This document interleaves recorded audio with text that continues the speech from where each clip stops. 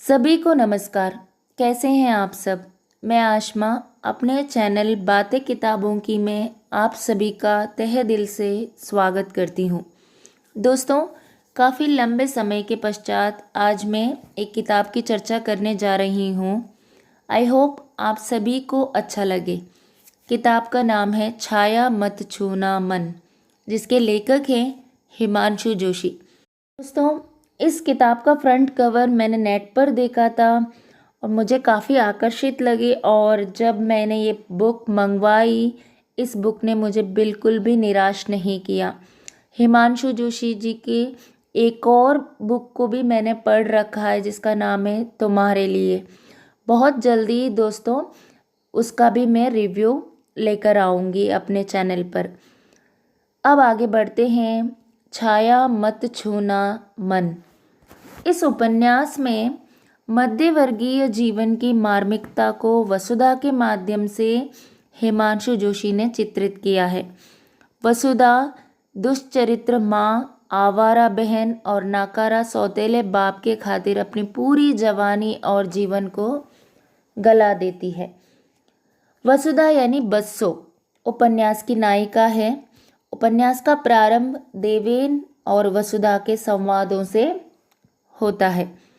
वसुधा और देवेन एक दूसरे से प्रेम करते थे, परंतु पारिवारिक जिम्मेदारियों के कारण वसुधा और देवेन का मिलन नहीं हो पाया। वसुधा के परिवार में उसकी माँ परवीन कौर, लकवाग्रस्त सौतेले पिता, बहन कंचन और भाई मीचे है। वहीं देवेन के परिवार में उसकी माँ गांव में रहा करती थी और उनका लंबा चौड़ा कारोबार गांव में था। देवेन ने बीए तक पढ़ाई कर रखी थी। पिता उसे टाइपराइटिंग सिखाकर छोटी मोटी नौकरी लगवा देना चाहते थे। वसुधा की तमन्ना मिनिस्ट्री में नौकरी पाने की थी, लेकिन माँ का उग्र स्वभाव, घर की परिस्थिति उसके सपनों को पूरा होने नहीं देती। वसुधा की माँ का पहला विवाह लाहौर में हुआ था। देश विभाजन के बाद सारा परिवार लुधियाना आकर बस गया। पिता नेक दिल मेहनती थे। जीवन यापन के लिए लुधियाने में दुकान किराए पर ली थी। पिता के दुकान के लिए रवाना होने के बाद माँ के पुरुष मित्रों का घर आना जाना चलता था। पिता दिलेर होने के बाद भी माँ से दबते थे। एक दिन स्टेशन रोड पर विस्फोट होने के कारण दुकान के साथ पिता भी झुलसकर राख हो गए। पिता के गुजरते ही वसुधा का पूरा परिवार फिर से शरणार्थी बन गया। माँ ने दूसरा विवाह लाला बिशनदास से किया। वे रेलवे में चीफ क्लर्क थे। कुछ कारणवश बिशनदास और परवीन कौर के संबंधों में दूरियां आने लगीं और घर में फिर से पुरुष मित्रों की महफिल जमने लगी। इसी गम में बिशनदास अधमरा हो गया और लकवे का शिकार बन गया। वसुधा के अलावा घर का कोई सदस्य उसके नज़दीक भटकता भी नहीं था। वही बहन लगातार बीए में असफल हो रही थी और धीरे धीरे गलत संगतों में पड़ने लग जाती है।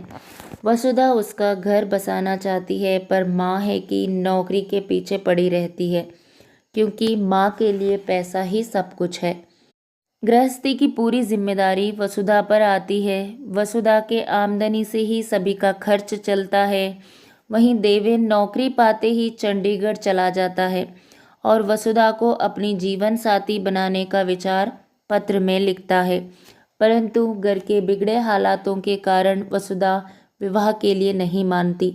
देवेन का विवाह हो जाता है और वो 2 बच्चों का पिता बन जाता है। घर और नौकरी के बीच पिसती वसुधा अपने को अकेला महसूस करती हुई कई बार अपने भावों को पत्र में उतारने की कोशिश करती है, परंतु उसे देवेन तक नहीं पहुंचाती। वहीं बहन कंचन अपने फिल्म में काम करने के चक्कर में अपना जीवन बर्बाद कर लेती है। किसी तरह उधारी करके वसुधा अपनी बहन का विवाह करवा देती है, लेकिन उसकी गृहस्थी ज़्यादा समय तक नहीं चल पाती। परित्यक्ता बहन की हालत देखकर वसुधा सूखती जाती है। पिता की हालत भी दिन ब दिन बिगड़ती जाती है और एक दिन उनकी मृत्यु हो जाती है। बहन को अपने पैरों पर खड़े करने के लिए किसी तरह पैसों का बंदोबस्त करके फिल्मों में काम करने के लिए उसे बम्बई भेज देती है। चारों तरफ ऋण से घिरी वसुधा अपनी स्थिति को किसी के सामने बयां नहीं कर पाती। वो जब भी उदास दुखी होती तब देवेन के लिए तो पत्र लिखती और अगले ही क्षण उस पत्र को फाड़ देती। वसुधा को कैंसर हो जाता है। देवेन आबो हवा बदलने के इरादे से उसे नैनीताल ले जाता है, लेकिन वसुधा की स्थिति बिगड़ती जाती है। नैनीताल से वापस लौटते समय वसुधा की मृत्यु हो जाती है। बड़ी बहन के मौत के पश्चात कंचन घर वापस लौटती है और वसुधा की अस्थियों को जमुना में प्रवाहित करती है। इस उपन्यास में दोस्तों पवित्र प्रेम का चित्रण किया है, देवेन और वसुधा का पवित्र प्रेम। वहीं धन के अभाव के कारण यौन शोषित होने का दर्द भी है। गलत राह चलने पर परिवार का पतन किस प्रकार होता है उसका भी चित्रण आपको देखने को मिलेगा। पूरी जिंदगी वसुधा छाया की तरह परिवार के लिए खड़ी रहती है, अपने प्रेम का बलिदान करती है, जीवन भर छाया के पीछे भागती रहती है, परंतु उसे मिलता कुछ भी नहीं। दोस्तों, हिमांशु जोशी पारिवारिक और मानवीय संबंधों के सफल चितेरे उपन्यासकार हैं।